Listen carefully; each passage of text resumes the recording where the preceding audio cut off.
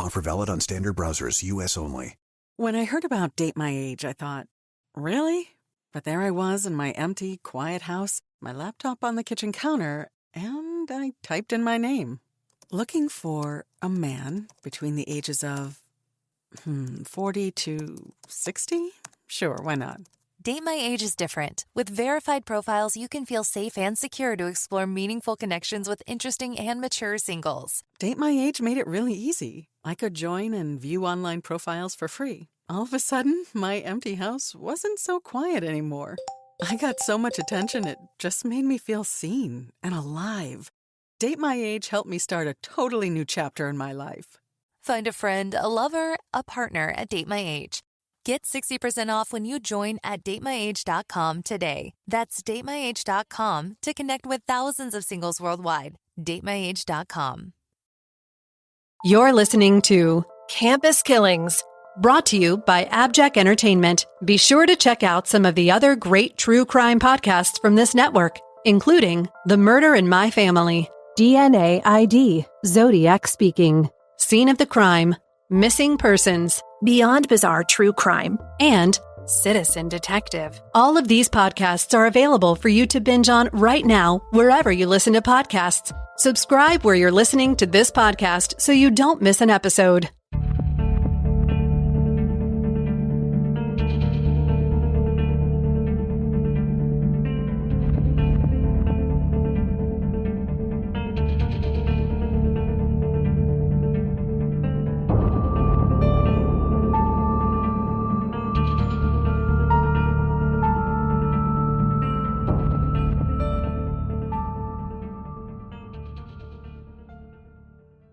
This episode brings us to Penn State University, where a young woman's brutal and bizarre murder would shake this college community.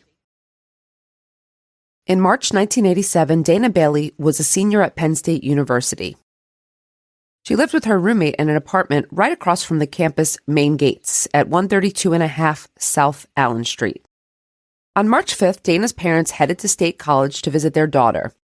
They planned to say hello and drop off her rent check for the next month's rent. They climbed to the second floor, and her mother, Shirley, opened the unlocked door, peered in, and called her daughter's name, Dana. But nothing, no response, and that was odd. Shirley walked back through the apartment toward the bedroom, wondering where Dana was. It wasn't long before she found her daughter. Unfortunately, it was a horrible sight. Dana lay on her back on the floor atop of some bedding that had been removed from the bed. She was naked. Her nightgown had been ripped off her body. A blindfold, partially saturated in blood, was halfway off of her face. Her wrists were tied with white cord. A bloody cord of the same variety was found around Dana's neck, and her left breast bore several stab wounds. So there was no question that Dana was both deceased and that it was a vicious attack. Did she live alone? I'm sorry if you said that. No, she had a roommate, but her roommate wasn't there at the time.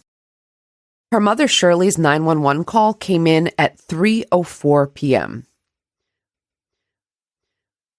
Let's talk about Dana, who she was. Dana Bailey was from Phillipsburg, Pennsylvania. She was the youngest of 4 children born to Shirley and Samuel Bailey. Her sisters were Leslie and Tracy, and her brother was named Scott. Dana was especially close as well with her little niece, Nikki. People who knew Dana in high school said that she went out of her way to be nice to everyone. She was a twirler on the baton squad in high school and was known for being a little bit sentimental. I guess the kind of girl who cried at the homecoming parade. Her family was, reportedly a good church-going family, and her parents worked very hard to set their children up for success in life. Dana was a middling student, a senior studying health planning and administration.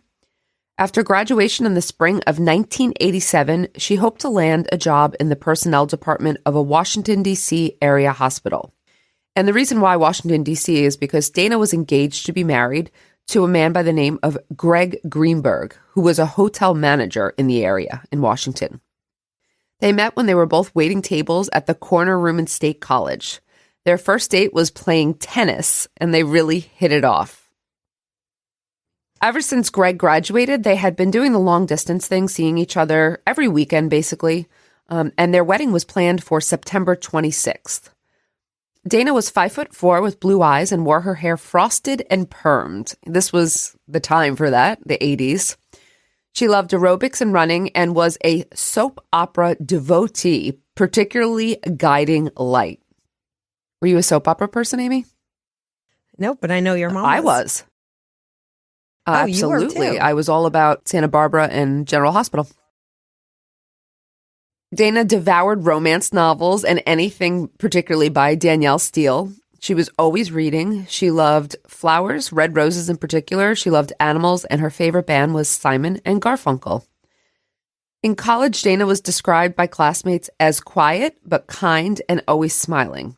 Dana was not a partier, preferring to hang with friends or her boyfriend. She was just really a sweet person who also wore ruffled socks to work and always had a positive attitude. The autopsy ruled that Dana had died from blood loss due to multiple stab wounds to her left breast and chest area. So the reports said, Amy, there were about 6 to 7 stab wounds. Quote, death was due to penetration of the hemothorax and hemopericardium due to multiple stab wounds off the chest. Her death was ruled a homicide by coroner W. Robert Neff. Whether she had been sexually assaulted has not really been made clear even to this day. And there'll be more on that, so just keep that in mind. Chief Investigator Thomas Jordan said that the murder was classified as a sexually motivated murder, though. But he wouldn't or couldn't answer the question at that time as to whether Dana had been sexually assaulted. Since that time, it's been reported 2 ways.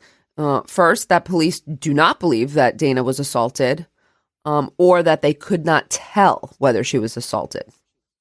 I'm assuming since they found her naked, that's why they assumed that it was sexually motivated in some way. Yeah, and there was, remember, kind of mutilation to her chest area. And the way her body was found, which we'll discuss more of. So let's get to the day of the murder. It was spring break for the students at Penn State that week. The campus was, somewhat deserted, with many students enjoying tropical getaways, punctuated with beer drinking and, casual hookups, the typical spring breaks, but not Dana. She was already focused on what lay in store for her after graduation. She was thinking about her wedding, her career. So more important pursuits than, wild parties and keg stands. She'd gone to Washington, D.C. to visit her fiancé, Greg, and had returned to State College in late afternoon on the 4th. She drove Greg's car back to campus. Upon her return, she decided that she didn't feel like going to her part-time waitress job at the corner room, where she'd worked for about 6 months with a perfect attendance record. But in fact, she told her roommate, who was a friend from home, that she was too tired to go to work. Was that out of the ordinary for her? It sounds like she's someone wouldn't call out of work. So is that a red flag? I don't know if it's a red flag. It might be. Because it was out of the ordinary. She had a perfect attendance record before that. She called her mom, Shirley, and told her that she was just exhausted and had a headache because she had gotten a flat tire on the drive back to campus. Police later decided that this was a little white lie, since all the tire treads were evenly worn and no garage along the route reported coming to her aid. That was per the Philadelphia Inquirer. So maybe it is a flag, right? At Dana's request, Shirley called and told the corner room supervisor that her daughter would not be there for her shift. But Dana wasn't too tired to attend an exercise class at her gym, the Lady Nautilus, at 323 East Beaver Avenue, just 5 blocks from her apartment. Most sources report that Dana attended this class. One source, the Inquirer, says that she went to a tanning salon. That was just one source that was a little bit different. So it is believed that she went to this exercise class. After the class, around 6:30 p.m., she went back to her apartment. She didn't mention anything about anyone harassing her or bothering her during this time period, at least to her fiancé, who she spoke to on the phone from about 8 to 8:30 p.m. She told Greg that she was very tired and that she was going to bed early. Her roommate ended up going home for the night, so Dana was in the apartment alone. I know you had asked about that. And the other 3 apartments on the floor were unoccupied that night. Remember, everyone was on spring break at this time. Just a quick note, too. The apartment was described as a one-bedroom, so it's not clear whether Dana and her roommate shared a room or if, her roommate was staying in the living room, just for a point. Sometimes I also feel like in college, sometimes it's a one bedroom, but there's like one of those fake walls that's put up as like a partition. Oh, sure. Yeah, of course. And they're off campus, so they're paying rent, so they're making it work. I'm pretty sure I did that, just so you know, in my 30s when I was getting my PhD. I shared. No, me too, because we lived in New York. Okay. So. Sometime that night, Dana's killer entered her apartment. The coroner established that her time of death was late in the night of March 4th and early morning March 5th. Was there forced entry? You know what? I'm going to describe the crime scene. So yes, you'll see that there was. So Dana was at her apartment alone on the night that she was killed, as I just said. There were clues that police were able to gather at the scene, but they haven't released all of those details. It was one of those hush-hush kind of things. The police have never expounded on this statement, but they did say that Dana apparently struggled with her attacker before succumbing. Signs of commotion were evident in the living room. Investigator Tom Jordan told the Center Daily Times, based on the blood evidence in Dana's bedroom, police came to believe that Dana was killed in her bed and then moved to the floor. She'd been posed in a sexually suggestive position. Her legs were spread unnaturally wide apart and her knees were bent. I guess the question is why? I mean, the police theorized there was a reason. The detectives observed the way her body was displayed and noticed that her body was perfectly aligned with the window in her room. Meaning this was where someone outside could see her body. I mean, it was kind of crazy, right? Who had access to her apartment but wanted to view her from afar? That was what they were theorizing here. The answer was whoever also had access to the empty apartment building a few doors down from her window. Dana's apartment building was in a row of contiguous shops and retail stores along South Allen Street in State College. Her bedroom window looked out the side of the building over several shorter buildings adjacent to her building. But across those 2 or 3 smaller buildings stood a taller building with a direct view into Dana's window. Her bedroom window looked out the side of the building over several shorter buildings just adjacent to her apartment.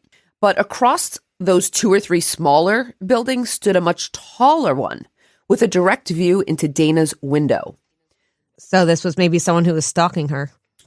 I think that's what it sounds like. The building that was situated across this, from the adjacent ones, had an address of 124 half South Allen Street, and this building was undergoing renovations.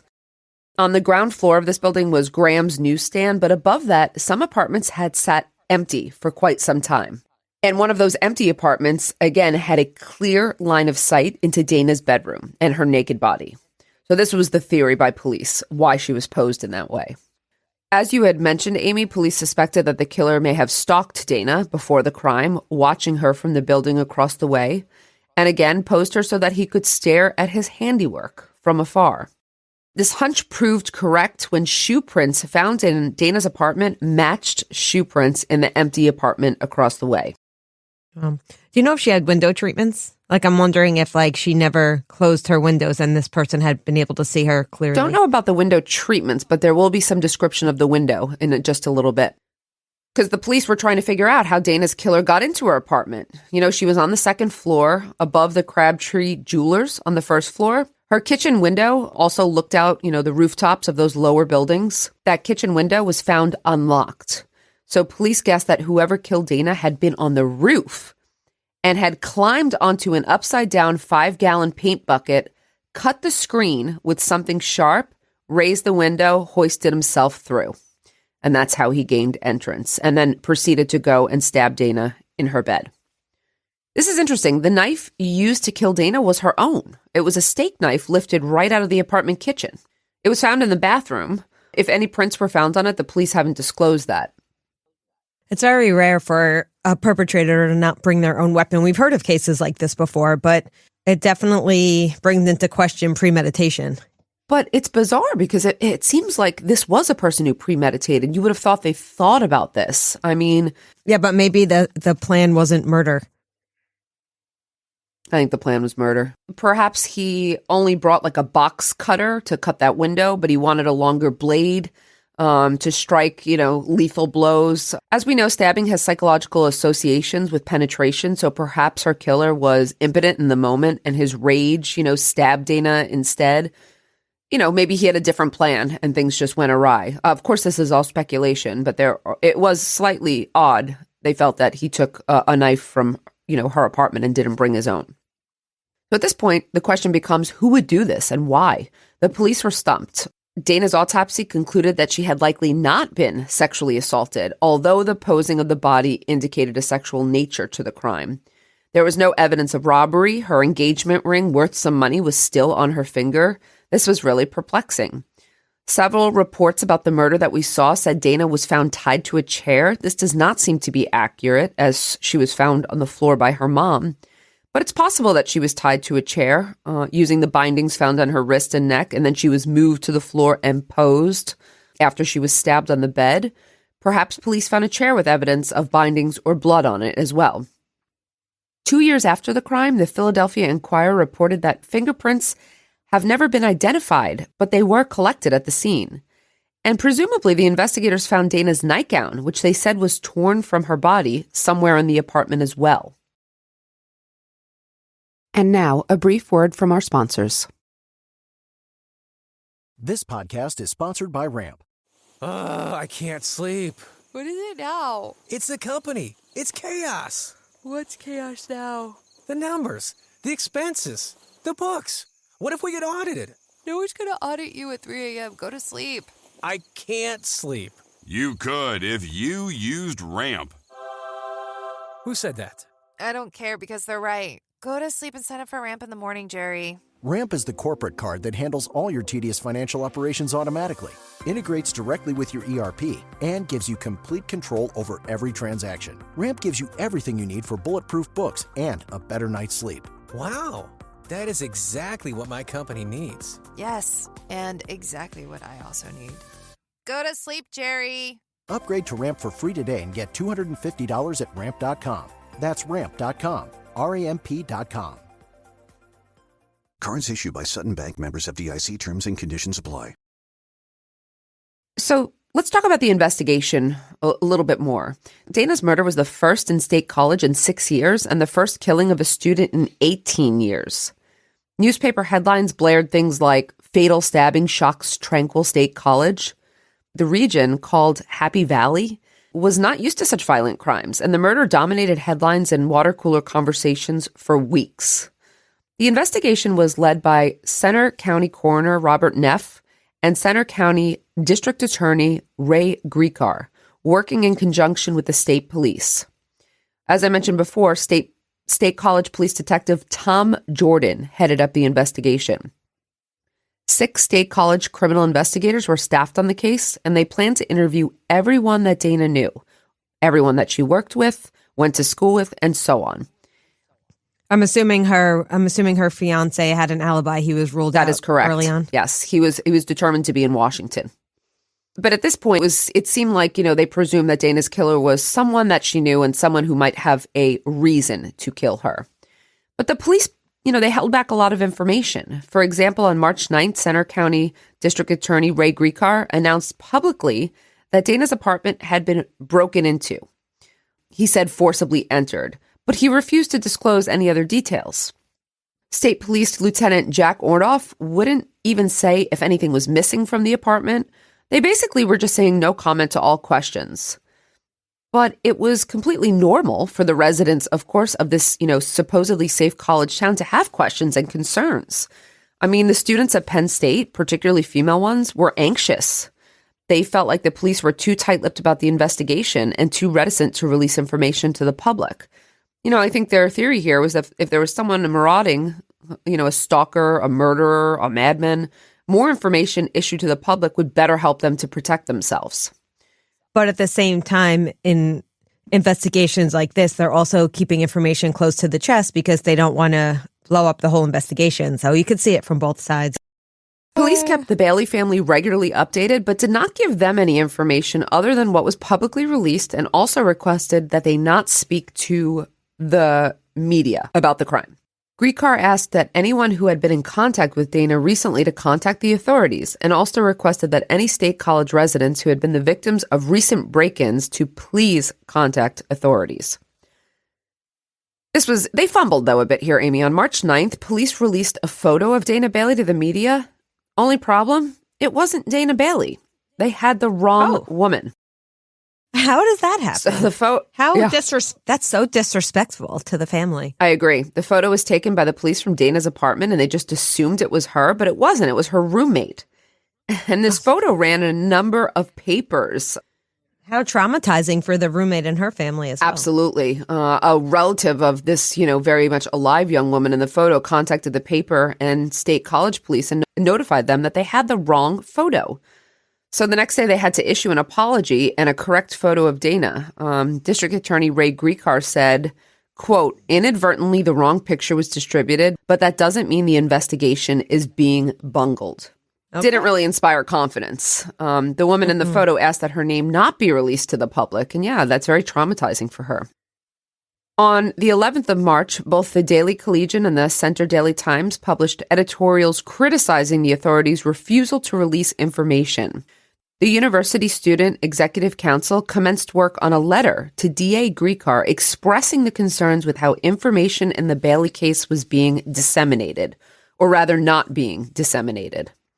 Students were understandably concerned. Stan Latta, associate director of the university's residence hall programs, told the Philadelphia Inquirer, quote, "We're constantly out there trying to remind students about proper safety, locking doors at night." But the reality is that Dana's killer had somehow found his way into her window, even though she didn't live on a ground floor. He had literally, they thought, scaled rooftops to get to her. So it didn't matter that her door was locked. You know what I mean? The school also did not handle the whole incident particularly well, pointing out that Dana lived in an off-campus apartment and saying that students on campus were safe. Of course, kind of the CYA. On April 3rd, State College police announced a $15,000 reward for information leading to the arrest and conviction of Dana's killer. The money reward was put up by an anonymous donor. Detectives looked at Dana's friends, family, and fiancé again and ruled them all out as being involved in the murder. Her fiancé, you had asked about him earlier, admitted that they had an argument on the last day that Dana was with him, but it was kind of a minor argument. She thought he wasn't paying enough attention to her. But again, he was in Washington, D.C. at the time of the murder, and he was clearly devastated by her death. But there was a suspect. So police investigated thoroughly into the life of a young man who took his own life in State College in July 1987. The investigators considered him a strong suspect because he died by suicide just 3 months after Dana's murder, and a note was found in his pocket that mentioned her name 3 times. What did the note say? Okay, he said that he missed Dana and was depressed. The letter described partly that he was very upset about what this world is coming to. Now, Dana knew him. He was a coworker at Corner Room, that restaurant. He wasn't a friend, he was an acquaintance. But investigators felt that he matched 2/3 of the FBI profile, which I'm going to address momentarily. He lived and worked in the immediate area. He was familiar with the area. He lived alone. He knew Dana, and he may have worked a late shift. However, he didn't match the DNA, and police could find no evidence of his involvement. Did he have an alibi, or were they able to find out where he was at the time? But I think they were able to verify that he was busy at that time, or, he had some alibi. But even more importantly, there was offender DNA. Police have never stated what form this DNA took or what its source was suspected to be. A maintenance man who worked in the area was reportedly eliminated by DNA fingerprinting, what they used to call DNA analysis. The workers at the vacant apartment building were also vetted and cleared. But remember, I just described the FBI profile. So I want to address this because a behavioral profile of Dana's killer was prepared by the FBI in June of 1987. The State College authorities decided not to release it for 2 years. They finally released it in February of 1989. I wonder why the delay. I don't know. Maybe they didn't want, maybe they don't want to tip off any suspects, I think. Okay, here's what the profile said. It said the killer was likely a single, unkempt, white male between the ages of 20 to 26. He almost certainly worked or lived in the area of State College. He was of average intelligence and a high school graduate. He used mild drugs or alcohol and worked a menial job, and he may have worked the late shift. He was a daydreamer who had become acquainted with Dana and developed a sexual fixation on her. He likely had a history of inappropriate contact with college women and probably brought sex up in conversation quite often. He likely engaged in hardcore pornography. He was agile and liked detective magazines.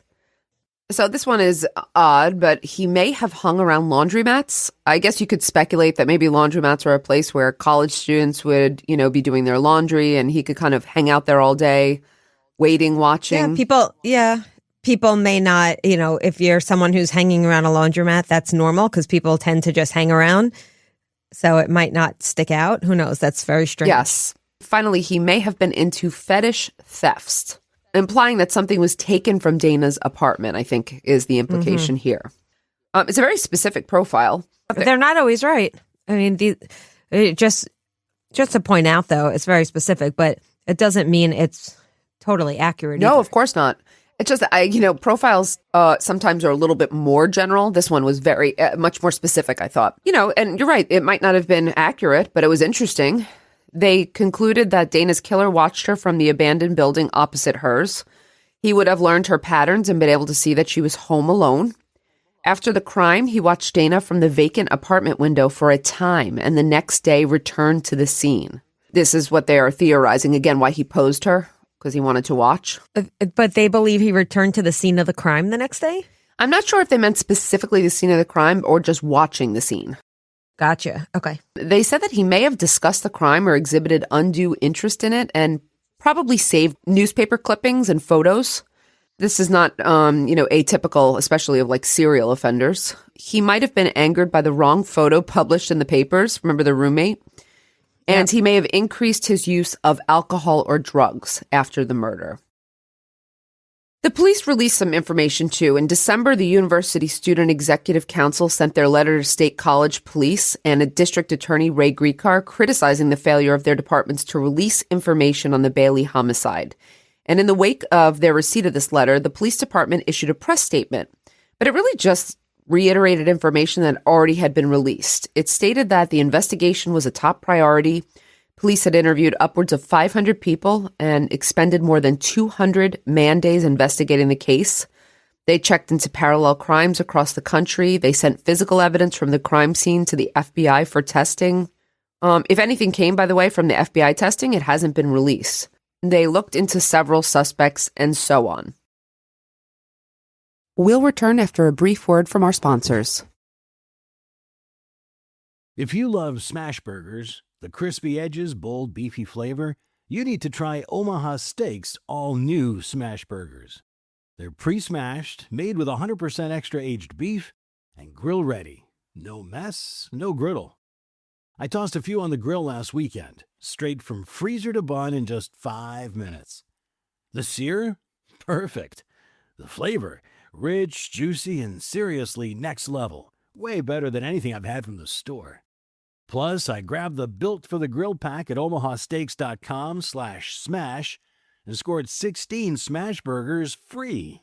With high-quality meats always on hand, I'm already eyeing my next order. Maybe there's steak burgers or that killer bacon-wrapped filet. Family-owned since 1917, Omaha Steaks brings 5 generations of premium quality delivered right to your door. Smash burger lovers, this is your moment. Get ready to smash expectations with new Omaha Steaks smash burgers. Visit omahasteaks.com/smash and order the Built for the Grill pack with 16 free smash burgers.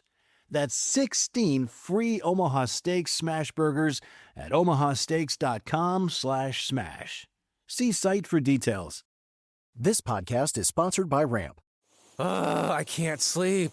What is it now? It's the company. It's chaos. What's chaos now? The numbers, the expenses, the books. What if we get audited? No one's gonna audit you at 3 a.m. Go to sleep. I can't sleep.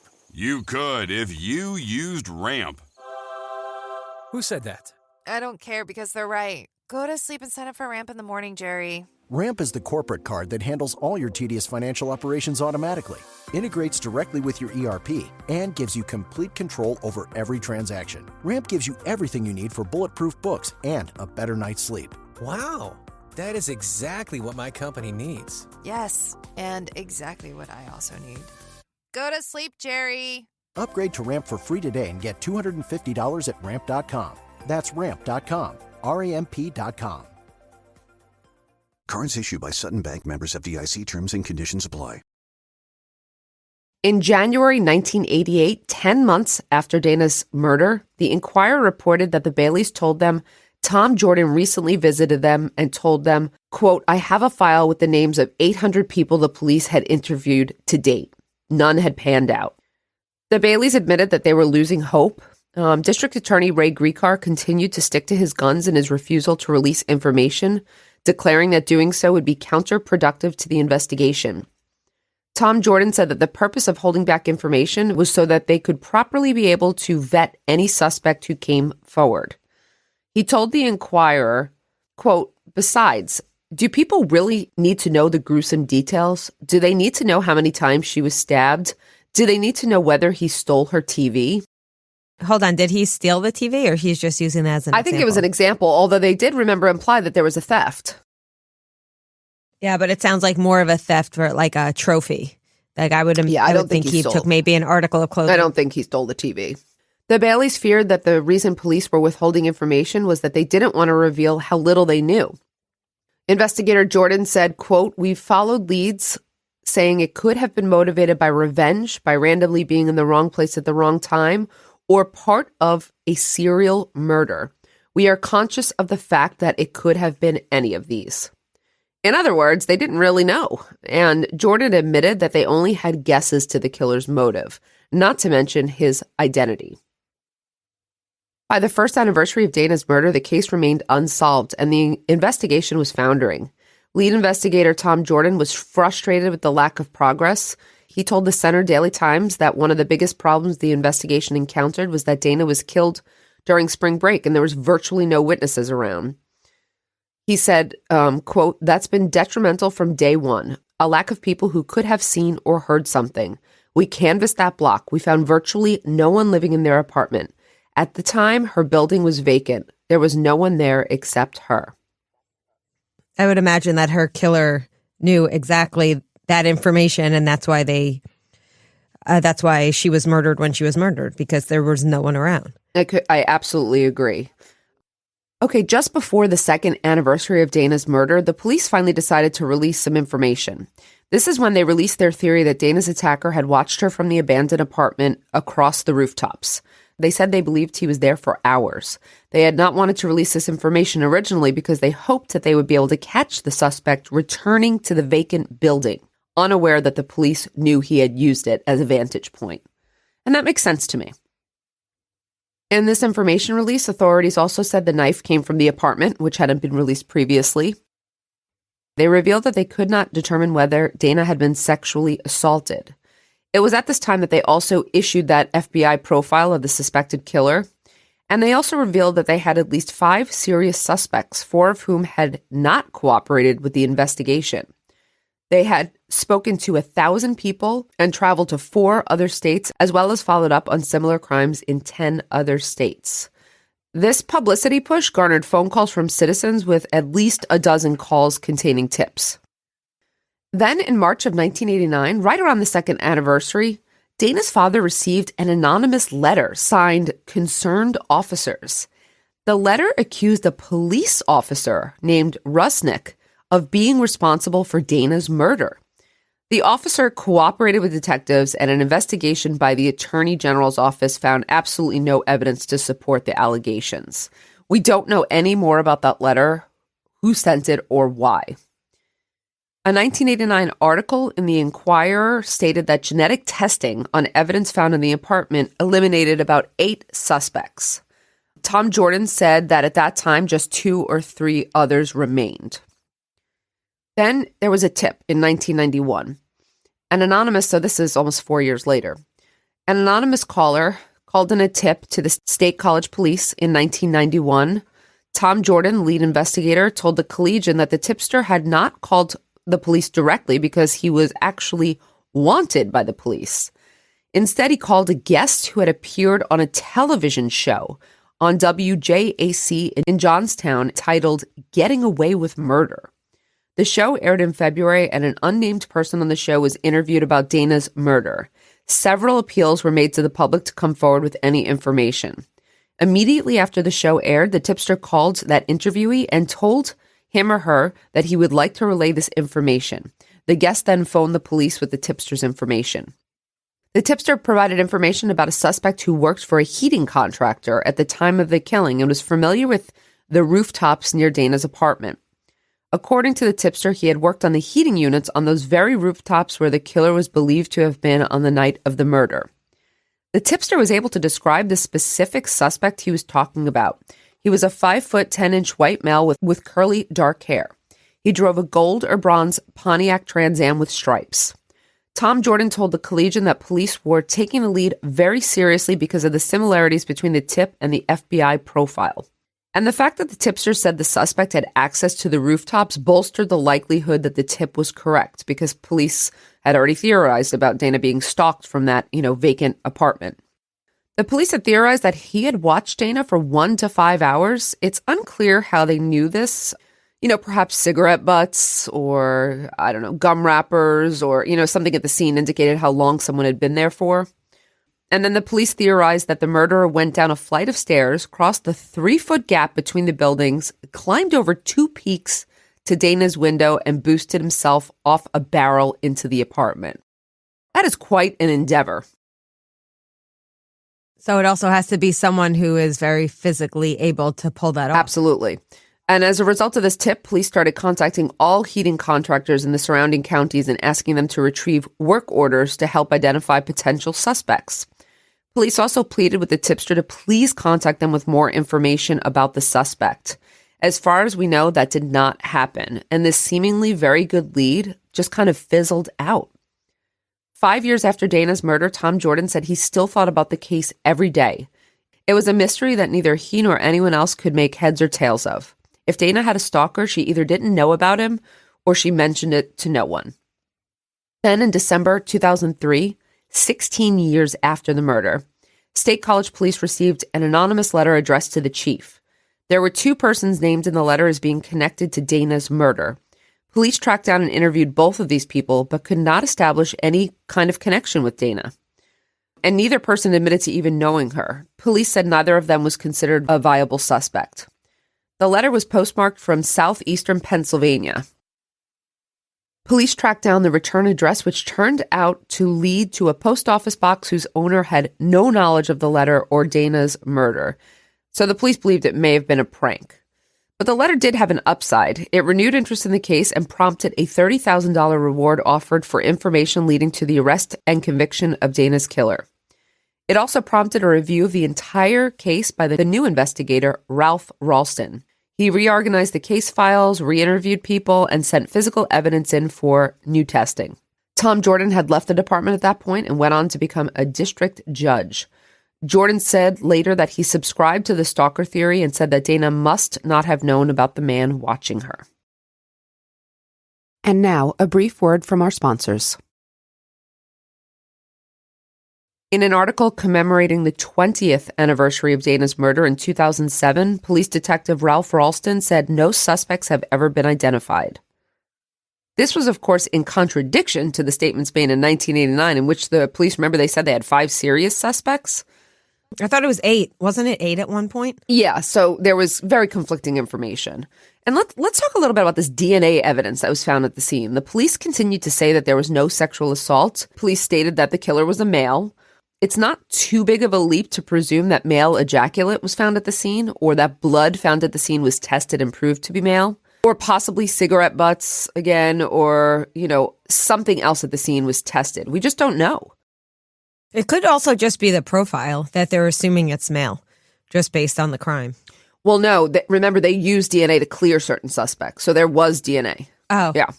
In 2014, investigator Detective Ralston said that he had resubmitted samples to be tested for STRs, YSTRs, mitochondrial, and even touch DNA. So they had DNA.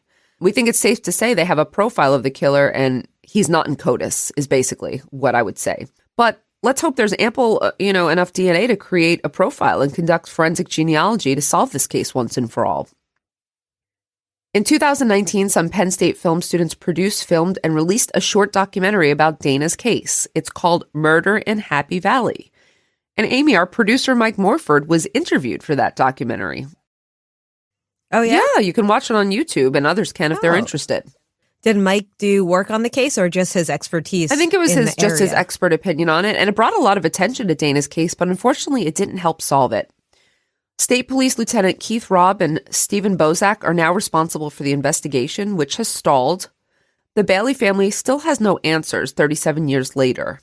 If anyone has information that could help, they would ask that you please contact the State College Police at the following phone number, 814-234-7150. Amy, one final note regarding Dana's case, a very odd twist. Remember this district attorney that was handling her case for nearly 2 decades, Ray Griecar? He would become part of a truly baffling mystery when he vanished in Pennsylvania nearly 20 years ago. Oh, that case was never solved? No, listen to this. On April 15th, 2005 at 11:30 a.m., Griecar called his live-in girlfriend, Patty Fornicola, who worked with him at the district attorney's office. He told her that he was going to go for a drive in Brush Valley. I think there were some antique stores and stuff along that way. When he failed to come home that night, Patty reported him missing, and a search ensued. His Mini Cooper was quickly found the next day, abandoned in a parking lot of an antique mall called the Street of Shops in Lewisburg. No one knew of any reason Griecar would be there, and there was no sign of him. The car was parked near the Susquehanna River, and his cell phone was there, but his laptop, keys, and wallet were all missing. However, there was no signs of struggle or foul play at this time. Is it possible that he died by suicide? It is. There's a lot of possibilities here. They said that the car did smell like smoke, even though he didn't reportedly smoke. His family was concerned because Griecar's older brother, Roy, had died by suicide in 1996 in a similar venue. Searches for Ray along the riverbanks turned up nothing. Scent dogs appeared to lose the trail in the parking lot, indicating he could have gotten into another car. His bank accounts and credit cards remained untouched. On July 30th, fishermen snagged something in that river, Susquehanna River, beneath a bridge, and it turned out to be Griecar's work laptop. The hard drive was missing. A hard drive recovered 2 months later on the banks of the river, about 100 yards away from where the laptop was found, was badly damaged and has not been able to be interpreted. That's interesting. Yes. This from Wikipedia, quoting a broken link article in the Center Daily Times. Quote, in April 2009, Belafonte police revealed that before Griecar's disappearance, someone had used the home computer at the residence he shared with Patty to perform internet searches on topics such as how to wreck a hard drive and water damage to a notebook computer. This is baffling. So as you had asked there, the theories about his disappearance range from anything from foul play to he died by suicide to he disappeared himself and is still alive. He's never been found. And I remember this case. I've seen this on another show. No one believes that there's a connection between him and Dana other than the fact that it's just a coincidence. Yeah, no, there's not. It's not suspected that there's a connection. It was just a bizarre twist for someone who was also so involved in her case for so long. Yeah. Unfortunately, I think that it's safe to say, I mean, we know that Griecar's disappearance could be solved, but at this point, I don't know that it will be. I know that his daughter had petitioned as well to have him declared deceased. So he has been declared deceased in a court of law. And without more evidence or, a witness or someone to come forward, I'm not sure that his disappearance will be solved. However, in conclusion here, I would like to say that I'm a little bit more optimistic about Dana's case. We have seen cases where DNA has been kept and preserved and tested 30, 40, 50 years later and has identified the perpetrator. So in this case, I really am hopeful, and I remain optimistic that Dana's case can and will be solved. And again, we released the tip line. So I just want to repeat that one more time. If anyone has information, please contact the State College, Pennsylvania Police at 814-234-7150. Thank you, everyone, for listening to today's episode. We hope you'll join us next time on Campus Killings. Campus Killings is hosted by Dr. Megan Sachs and Dr. Amy Schlossberg, with research and writing by Jessica Betancourt. It's produced by Mike Morford of AbJack Entertainment. Be sure to follow Campus Killings on social media. You can find Campus Killings on Twitter with the handle @CampusKillings, or on Facebook by searching for Campus Killings Podcast. Be sure to tune in every other Saturday for new episodes of Campus Killings.